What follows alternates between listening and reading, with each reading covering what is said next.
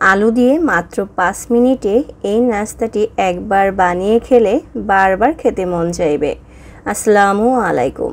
আজ আমি আপনাদেরকে আলু দিয়ে ফুলকো মজার একটি নাস্তার রেসিপি তৈরি করে দেখাবো।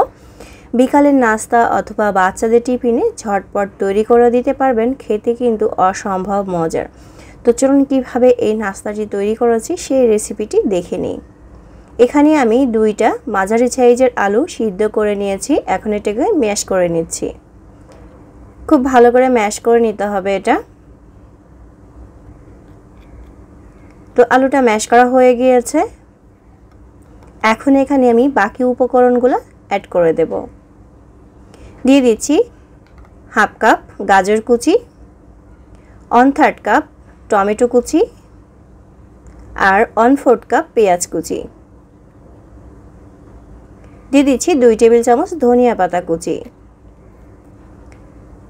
এখন দিয়ে দিচ্ছি চিলি ফ্লেক্স 2 চা চামচ। চিলি ফ্লেক্সটা আপনাদের স্বাদ অনুযায়ী আপনারা দিয়ে নেবেন। দিয়ে দিচ্ছি স্বাদ মতো লবণ। এখন খুব ভালো করে এই উপকরণগুলো মিশিয়ে নেব। তার আগে দিয়ে দিচ্ছি এখানে আমি 1/3 কাপ কর্নফ্লাওয়ার। আপনারা চাইলে এখানে কর্নফ্লাওয়ারের বদলে আটাও দিতে পারেন। এখন খুব ভালো করে মিশিয়ে নিচ্ছি।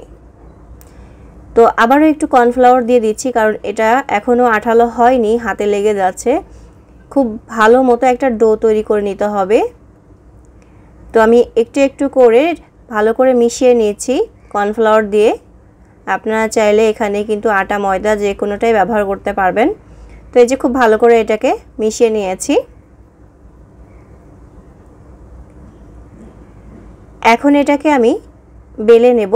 খুবই আলতো করে বেলে নিতে হবে এটা। তো তার আগে আমি এখানে একটু কর্নফ্লাওয়ার দিয়ে দিচ্ছি, তাহলে আর এটা নিচে লেগে যাবে না। যেহেতু একটু আলু আর একটু আঠালো টাইপের, সেই জন্য কিন্তু হাতে লেগে যেতে পারে। সেই জন্য একটু কর্নফ্লাওয়ার দিয়ে দিলাম। দিয়ে হাত দিয়ে একটু সমান করে নিয়ে একটা বেলুন দিয়ে খুবই আলতো করে একটু বেলে নিচ্ছি। আর এটা একদম পাতলা করা যাবে না, একটু পুরু থাকবে। তো এর পুরুত্বটা কেমন আমি সেটা আপনাদেরকে দেখিয়ে দিচ্ছি। দেখুন, এর বেশি কিন্তু আর পাতলা করা যাবে না, এটা এমনই থাকবে। চাইলে আরেকটু পুরো করতে পারেন। এখন এইভাবে করে আমি কেটে নিচ্ছি। তো আপনারা আপনাদের পছন্দ অনুযায়ী এটাকে ডিজাইন করে নিতে পারবেন। তো আমি আমার মতো এইভাবে করে কেটে নিচ্ছি। আমি এই সাইজ করে কেটে নিচ্ছি। পাশের অংশগুলো এভাবে করে কেটে সমান করে নিচ্ছি। এটা একটু আঠালো টাইপের, তো এই জন্য কিন্তু একটু উঠাতে সমস্যা হতে পারে। তো খুবই আলতো করে এভাবে করে আপনারা উঠিয়ে নেবেন। দেখুন, এই যে এভাবে করে শেপ দিয়ে নিতে হবে। তো আমি এইভাবে করেই সবগুলা কিন্তু শেপ দিয়ে নেব। তো এইভাবে উঠিয়ে নিচ্ছি খুবই আলতো করে। আর নিচে যদি কর্নফ্লাওয়ার দেন বা আটা দেন, দিয়ে আলতো করে বেলে নেন, তাহলে কিন্তু আর লেগে যাবে না। তো এই যে আমি এভাবে করে এগুলা কেটে নিয়েছি। আর প্লেটে একটু কর্নফ্লাওয়ার দিয়ে দিয়েছিলাম যাতে করে নিচেই লেগে না যায়। আর আগে থেকে চুলার পরে কড়াই দিয়ে তেল গরম করে নিয়েছি। একটা একটা করে সব নাস্তাগুলো আমি দিয়ে দিয়েছি। আর দেখুন, চুলার আঁচটা লোতে রেখেই নাস্তাগুলোকে ভেজে নিতে হবে। জোরে জাল দিয়ে যদি ভেজে নেন তাহলে নাস্তাগুলো কিন্তু ক্রিস্পি হবে না, খেতেও ভালো লাগবে না। সেই জন্য লো আছে এগুলোকে ভেজে নেবেন। দেখবেন এই নাস্তাটি অনেক বেশি ক্রিস্পি হবে আর খেতে অনেক বেশি মজার হবে। তো এটা কিন্তু ফুলে গিয়েছে মোটামুটি। এখন এটাকে আস্তে করে এভাবে উল্টিয়ে দিচ্ছি। তো উল্টিয়ে পাল্টিয়ে এটাকে খুব ভালো করে ভেজে নেব।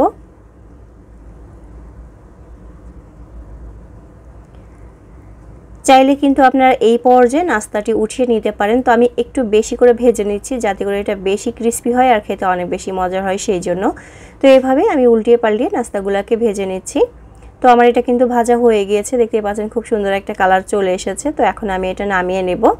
এটা অনেক বেশি ক্রিস্পি আর খেতেও কিন্তু খুবই মজার, খুবই ঝটপট। আপনারা ঘরে যদি আলু থাকে খুব সহজে এই নাস্তাটি তৈরি করে নিতে পারবেন। বানাতে যেমন সহজ, খেতেও অনেক মজার। তো এই যে সবগুলো নাস্তা আমি উঠিয়ে নিচ্ছি। একইভাবে সব নাস্তাগুলাই আমি ভেজে নেব। তারপরে আপনাদেরকে দেখিয়ে দিচ্ছি কেমন হয়েছে। আর আজকের এই নাস্তার রেসিপিটি যদি আপনাদের ভালো লেগে থাকে অবশ্যই পেজটাতে ফলো দিয়ে পাশে থাকবেন, এবং ইউটিউব থেকে যারা দেখছেন তারা চ্যানেলটি সাবস্ক্রাইব করে পাশে থাকা বেল আইকনটি প্রেস করে দেবেন। তাহলে যখনই আমি নতুন কোনো রেসিপি দেব সবার আগে আপনাদের কাছে নোটিফিকেশন পৌঁছে যাবে। দেখুন নাস্তাটা কতটা ফুলকো হয়েছে আর কতটা ক্রিস্পি হয়েছে। আমি একটু ভেঙে আপনাদেরকে দেখিয়ে দিচ্ছি। দেখুন, আশা করি আজকের এই সহজ নাস্তা রেসিপিটি আপনাদের ভালো লাগবে। আজকের মতো বিদায় নিচ্ছি। সবাই ভালো থাকবেন, সুস্থ থাকবেন।